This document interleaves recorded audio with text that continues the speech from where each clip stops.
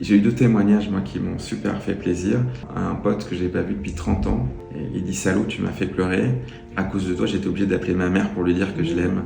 Moi, je m'appelle Namir Abdelmesseh et donc je suis ici pour présenter La vie après Siham. Moi, j'ai vraiment commencé à filmer comme un acte de survie.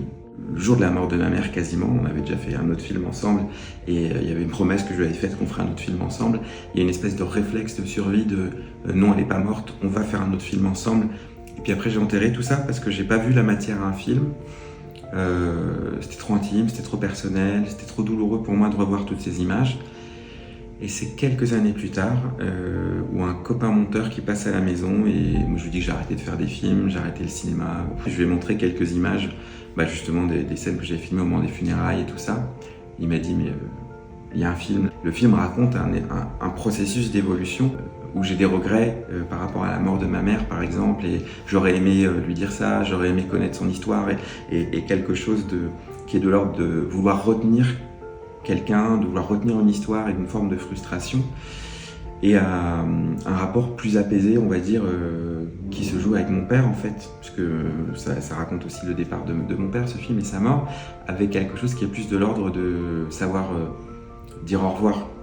Lui, il n'avait pas prévu qu'elle meure avant lui, puisqu'il est plus âgé qu'elle, et moi en fait non plus, donc on se retrouve tous les deux un peu comme des cons avec une nouvelle configuration familiale de comment on fait entre deux mecs qui aiment pas trop, un peu pudique on va dire, quand il n'y a plus la personne qui faisait le lien, et donc ça oblige à réinventer une nouvelle relation, à découvrir une nouvelle relation.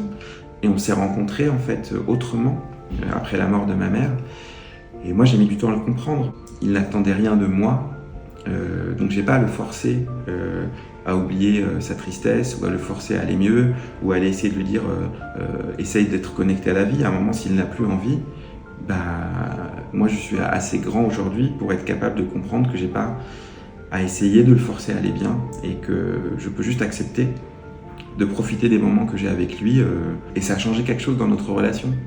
J'ai eu 2 témoignages moi qui m'ont super fait plaisir. C'est un pote que j'ai pas vu depuis 30 ans qui a vu le film à Cannes et il dit: «Salaud, tu m'as fait pleurer. À cause de toi, j'étais obligé d'appeler ma mère pour lui dire que je l'aime». Une autre personne a dit: après ton film, on peut pas s'empêcher de se dire bon, faut qu'on appelle nos parents. Rien que ça en fait, je trouve ça génial.